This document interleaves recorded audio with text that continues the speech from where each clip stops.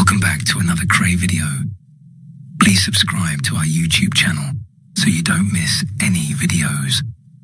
And for people really into the Krays, join our private Facebook group, Krays Crime Lords of London, where you will find stuff probably unavailable anywhere else.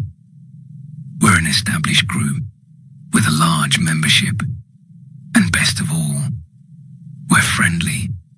The link is in the YouTube description section.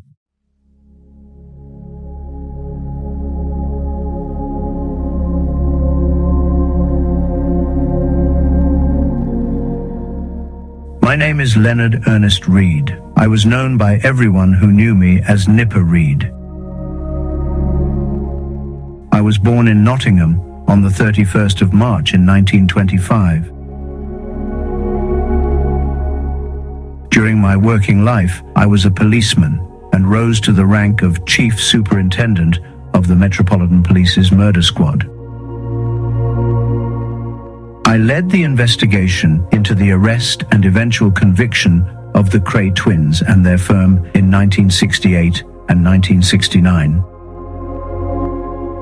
Away from my police work, my passion was boxing, and I became a boxing administrator, a position I held for many years.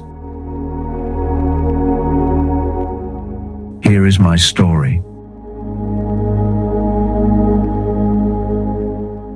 Before my promotion, there was one last arrest which was to anticipate the second Kray trial. I had just finished a tour of night duty one evening when an inspector rushed in and said, "Everybody out." We all poured into a van and went to the Westminster Bank on Praed Street at the junction with Eastbourne Terrace, answering a suspect's on-premises call. We did the usual bit of circling the bank and then went in to search. At first, we found nothing, and we went down into the basement. For a moment, it seemed everything was in order, until I noticed a small movement in the pile of coke. In a loud voice, I said, "Well, it doesn't look as though we're going to find anybody. Perhaps we should call in the dogs." The effect was immediate. A man rose, phoenix-like, from the pile and shouted, "No, it's all right. No dogs."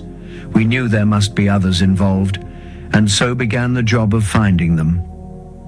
I decided to go to the house next door, as I could see the roofs were adjoining ones. I went to the top of the building and could see how easy it was to get into the next one. I climbed through the window and into a tiny bedroom. There, a man in bed demanded to know who I was and how I dared burst into his room. I was about to retreat as gracefully as I could when I noticed he had smudges on his face. I whipped back the bedclothes, and Jimmy, a good old-fashioned villain, was lying there fully dressed. He gave up like the good un he was and asked if we had arrested anyone else. When I told him yes, he replied, "That fucking Frankie. Every time I go on a job with him, I'm nicked. He's just bad luck for me." They had gone into the bank over the weekend and had worked away. Just as they were leaving in the early hours of Monday morning, they triggered the alarm. Years later, Jimmy was to contact me when I was investigating the disappearance of Frank Mitchell, the Dartmoor escapee.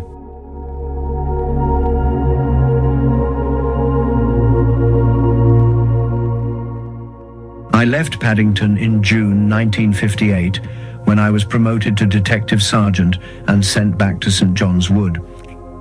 From that quiet station, I plodded away for a year investigating a round of housebreakings, small robberies and blackmail, the diet of the divisional detective. During this time, I had appeared before a selection board for promotion to first-class sergeant, and as the weeks went by, I anxiously watched for details of my confirmation and posting. When it came, it was in tragic circumstances. I was moved to Chelsea following the shooting of Detective Sergeant Ray Purdy by a German named Gunther Podola. It was a crime which at the time caused a great outcry, first over the shooting of a police officer, and then over the circumstances surrounding the arrest of Podola. He had been born in Berlin in 1929, the son of a barber. A petty thief and blackmailer, After the war, he emigrated to Canada, was deported, and then turned up in Soho, where he used the name Mike Colato. He returned to Germany and then came back to England in June 1959. In early July, he broke into the South Kensington flat of a model, Mrs. Vera Schiffman, and stole jewellery and furs worth some £2,000. More importantly, he took letters which he thought he might use to blackmail her. Using the name of Fisher and calling himself a private detective, he telephoned Mrs. Schiffman and invited her to buy back the letters and some tape recordings.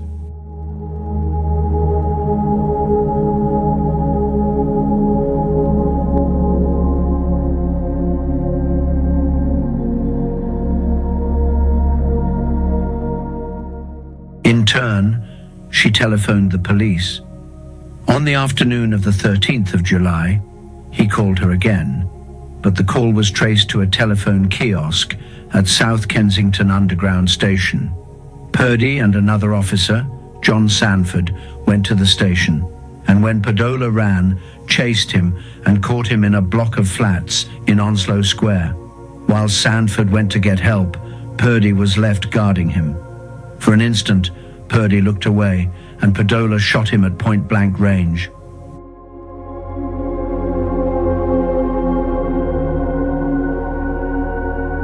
He then ran back to his room at the Claremont House Hotel in nearby Queen's Gate. It was there he was captured on the 16th of July, when the police broke down the door of his room. Padola, standing behind the door, apparently about to open it, received a blow to the head as the door fell off its hinges. Unconscious, he was taken to the police station, where he was examined by the divisional surgeon and then sent to St. Stephen's Hospital. The public thought the worst, believing that the arresting officers had beaten up Padola, and, as so often happens, opinion swung sharply against the police. Questions were asked in the House of Commons about his arrest and for assurances that he was not chained to his bed. A fund had been set up for Ray Purdy's widow, but contributions now dried up, and a rival fund was begun for Padola's defence. The solicitor who appeared for him at West London Magistrates' Court faced a problem. Padola, he said, could not give him instructions because he could not remember anything prior to the blow. This became the central point of the trial. Was he unfit to plead, or was he malingering? At the trial, 4 doctors, called by the defence, thought his amnesia was genuine, as did Mr. Frederick Lawton, who defended him, and who later presided at the second Kray trial. 2 doctors called by the prosecution thought he was faking. In the end, it all turned on his answer to a letter written to him in Brixton by an old shipmate of his, who said how sorry he was to hear of his troubles, and asking whether Padola wanted some cigarettes sent to him. He wrote back and answered the letter with, "Dear Ron, the prosecution made much of that letter. If he genuinely had no idea who the man was, surely he would have written back, 'Dear Mr.' The jury decided he was fit to plead, and with the evidence against him overwhelming, he was hanged in the November of that year.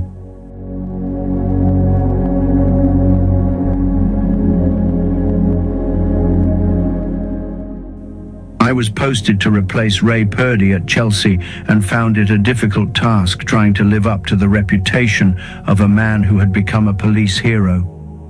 I stayed only a matter of months before I was sent back to Paddington. It was there, in 1960, now a first-class sergeant, that I became involved in the arrest of Niven Craig, the brother of Christopher, who was detained for life for his part in the murder of P.C. Miles in the celebrated Craig and Bentley case. One of the arguments put forward on behalf of Christopher in that trial had been that the sentence of 12 years imprisonment that Niven had received for an armed robbery had turned his younger brother to crime. About 3 o'clock, on the morning of Sunday the 30th of October 1960, Liam Gillespie, then a young police constable, was patrolling with another officer, P.C. Bennett, and as they walked along the Edgware Road, They saw a young woman standing next to a parked Volkswagen car on the corner of Penfold Street and Church Street. She seemed nervous and was looking suspicious, as though keeping watch. They were on their way to speak to her when suddenly there was an almighty explosion from a nearby shop, and sheets of flame and smoke billowed out from what had been the premises of West's the Butcher.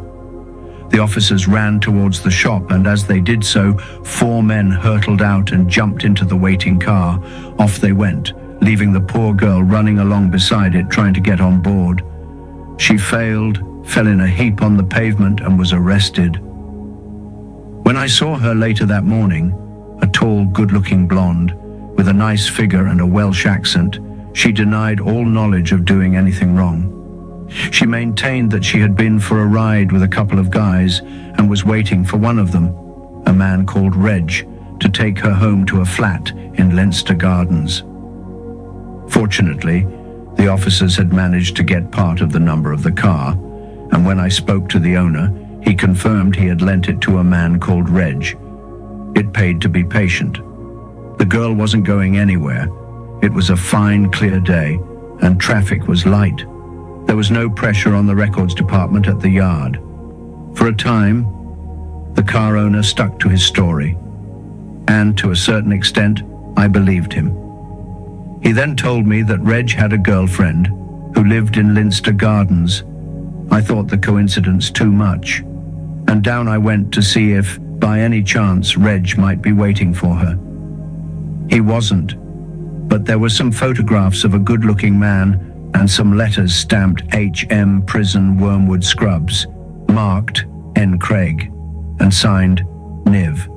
Well, that was no problem. He was still serving, and a call to the prison confirmed this was the case. I did have a run through his record, and it turned up that he was now on the hostel scheme. Could he possibly have been out?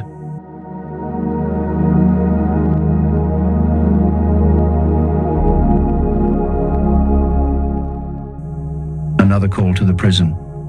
Yes, he was on weekend leave, due back on Monday morning.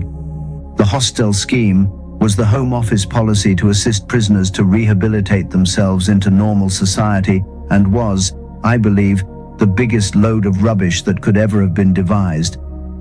So far as Niven Craig was concerned, the idea was that he worked in an Islington garage during the day and returned each evening to the prison. In fact, he never went to the workshop, nor was it the garage owner's duty to report back to the parole officer to say he'd never turned up. I went to see him in Wormwood Scrubs the next morning, and, old hand that he was, there was no chance of a sudden confession. I've been with my parents all weekend at Caterham, he told me.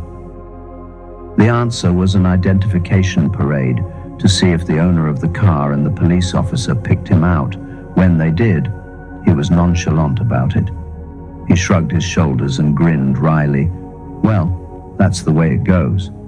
He drew 5 years when he appeared at Inner London Sessions before Reggie Seaton, the chairman. He admitted he had had the car that evening, but said he had returned it, and once more told the story that he had been with his parents. But the jury didn't believe him. There are, unfortunately, people like you, Craig, who appear in the dock from time to time, and who have made up their minds they are going to commit crime, said Seaton, adding, "You will find yourself qualifying for preventative detention." The total haul from the butcher's shop had been just £26 and 16 shillings. Liam Gillespie and the other officer with him were given commendations over the case, and so was I. I met Liam last year at a celebration party when he retired with the rank of Detective Chief Superintendent, and we chatted about the case. "You know, Bennett really deserved the commendation more than we did," he said. "We were just young officers, and he wanted to have a cigarette. I said that if the sergeant caught him, there would be hell to pay, and that if he really must, he should go down this alleyway into Church Street. That's the only reason we were there. But you really set me off on my career. Do you remember, after the case, telling me I should join the CID?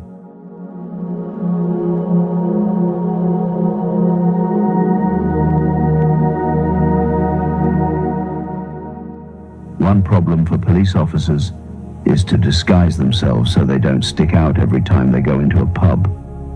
I've been in pubs and clubs and restaurants with either an informer or a friend when someone has walked in, given me a tap on the arm and said, "Who's your friend, Governor?" I've looked round and seen that a very obvious copper, often a brand new detective full of his own importance, had just walked in. Some of these old Bill might as well be wearing the helmet, the informant would grumble. Still fresh out of uniform and not yet over the transition period, this sort think the fact they no longer wear a uniform makes them invisible.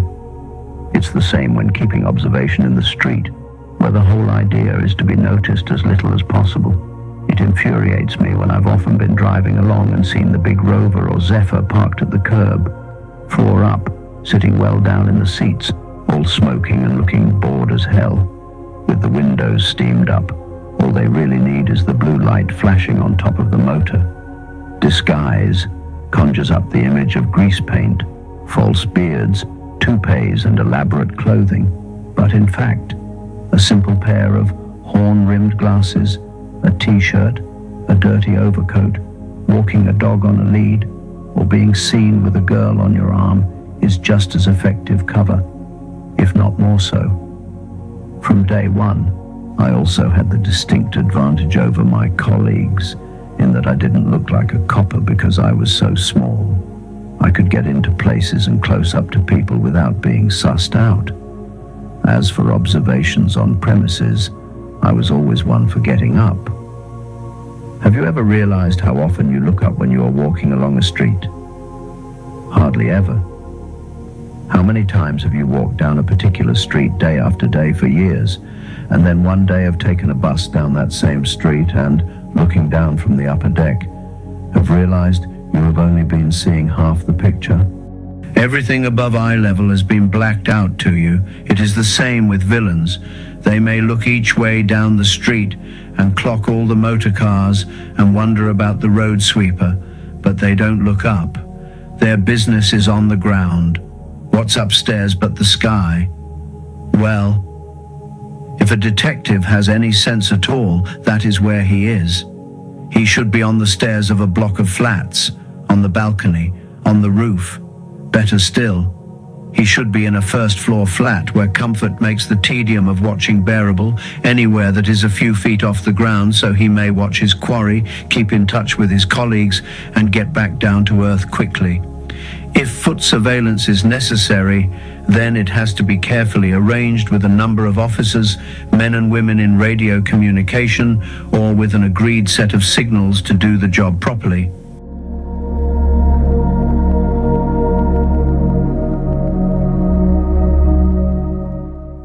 Crime dramas on television with the officer 15 feet behind the suspect make me angry. A good villain expects to be followed. He will go down the tube, turn and come out again, get on a train and get out of the doors as they close, take a bus and drop off at traffic lights, go in a store with a number of exits by one door and leave by a different one.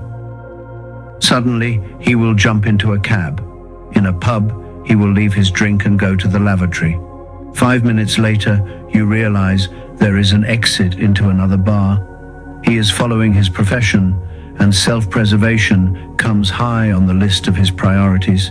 If you have to stay on the ground, then blend in with the background. Talk to the barman, the man sitting next to you. Pat his dog, play the video game, be anonymous, so that afterwards, if the suspect is asked about observation, he will swear no one else was in the pub. From my early days with Gosh Matthews, I was always being dressed up to keep observation on suspects. Often, all I needed was a pair of overalls with some paint spots and plimsolls, and there I was, a young chap just out of the army, working on a decorating job round the corner. As an aide in St. John's Wood, I rode a racing cycle. I've had dozens of trades and professions, a GPO telephone linesman, a naval petty officer wearing my own uniform to follow a ponce in the West End, a road sweeper, a delivery boy, and a Hertz chauffeur at London Airport. When I went to arrest a man on a drug smuggling charge, it It was as a milkman that I made one arrest as a DI.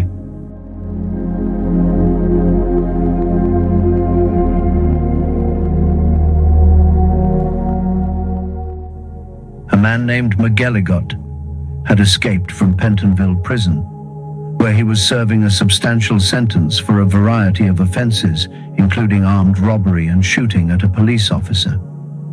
We received information from a local constable that 2 escapees were holed up in a house in Tower Hamlets. We kept observation on the house for a couple of days, with nothing to show for our time, and I went back to the young copper to double-check his information was correct. He was adamant the man was in the house, and so we decided to give the place a spin early the next morning. We arrived just after dawn, when the only person in the street was the milkman. Somehow, we had to get into the house without arousing McGilligot's suspicions, and so creating a potentially dangerous situation, both for him and ourselves.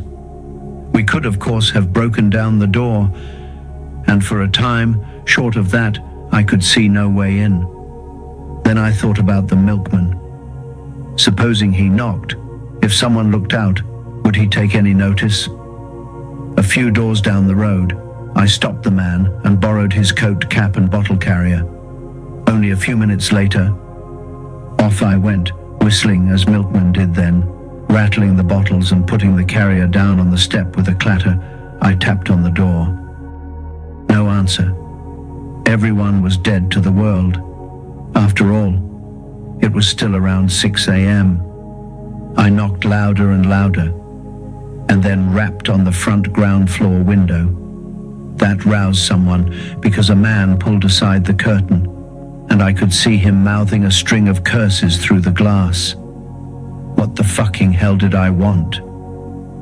We knew that no one on the ground floor had anything to do with McGilligot, and so I took out my warrant card and, pressing it close to the window, I put my finger to my lips and indicated to him to open the door. As he did so, the lads were in like a pack of foxhounds.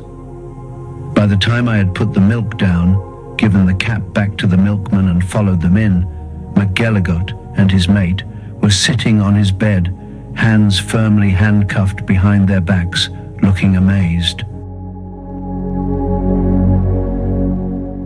Thank you for listening. That's all for this edition. I'll see you in the next one soon.